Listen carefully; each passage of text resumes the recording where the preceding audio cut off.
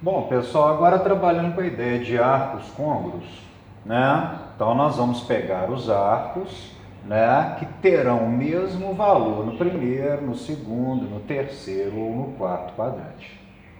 Bom, então se eu fizer uma abertura angular alfa, eu tenho o ângulo alfa no primeiro quadrante.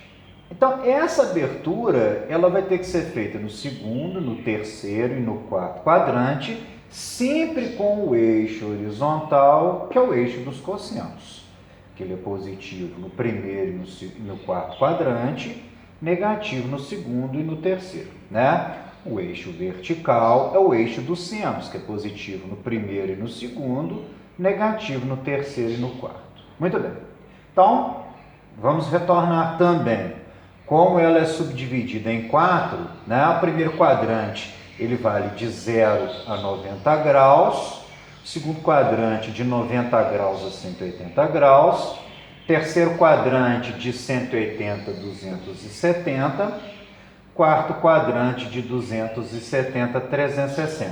Agora, se a medida fosse em radianos, primeiro quadrante de 0 a π sobre 2, segundo quadrante de π sobre 2 a π, terceiro quadrante de π a 3π sobre 2, quarto quadrante de 3π sobre 2 a 2π.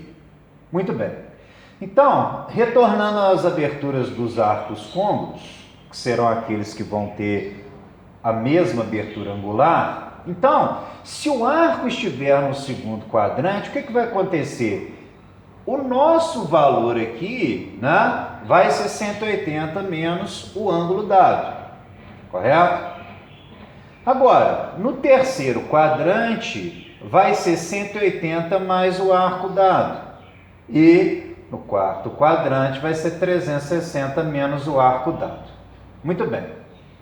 Então, vamos ver um exemplo aqui. Então, se eu fiz uma abertura de 60, primeiro quadrante eu tenho 60 graus. Se eu quero achar o arco côngruo dele no segundo quadrante, seria o 180 menos 60, 120. No terceiro quadrante, o arco côngruo seria 180 mais 60, 240. No quarto quadrante, seria 360 menos 60, 300 graus. Agora, se o valor estivesse em radianos, 60 graus é quem? Π sobre 3. Né, que a gente tem que lembrar daquela tabelinha que vem oriunda desde o 9º ano. Então, π sobre 3 é os 60 graus. Então, aqui vai ser o quê? Π, que é o 180, menos o π sobre 3. Então, deu 2π sobre 3. Aqui no terceiro quadrante, o arco côngruo seria π mais π sobre 3, que daria o 4π sobre 3. E no quarto quadrante, seria o 2π menos o π sobre 3, que daria o 5π sobre 3. Agora, a gente pode inserir o valor das medidas do seno e do cosseno.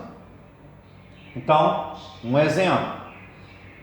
Se eu pego aqui, por exemplo, o seno de 60, ó, ele tem a mesma projeção vertical do 120. Ó. Então, a projeção do seno ele vai dar a medida azul na vertical. Então, no caso, o seno de 60 é igual ao seno de 120, que vai dar raiz 3 sobre 2. Aí o pessoal ia falar comigo assim, se colocasse, por exemplo, o seno do 240 e do 300, então, aqui, ó, se eu projetar, ele vai dar a medida, ó, negativa. Por quê? O seno é negativo no terceiro e no quarto quadrante, do mesmo valor do arco primitivo do primeiro quadrante. Então, seria o quê? Menos a raiz de 3 dividido por 2.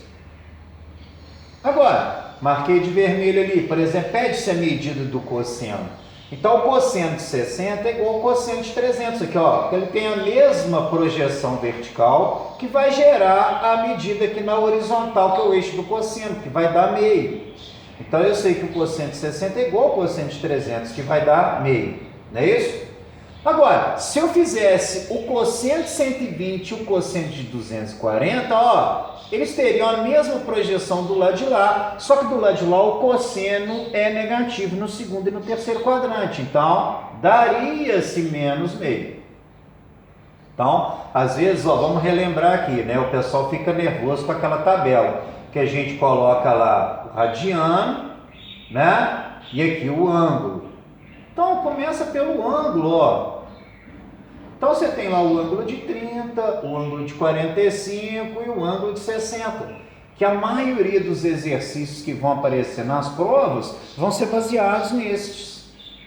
Então, ó, você traz o 3 para cá, traz o 6 para cá, puxa o 4 aqui no meio.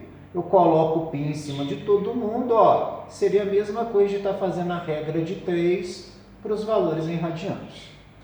Agora, muitos exercícios, né, vai te gerar um arco do segundo, do terceiro, do quarto quadrante e perguntar se ele é côngruo de um primeiro.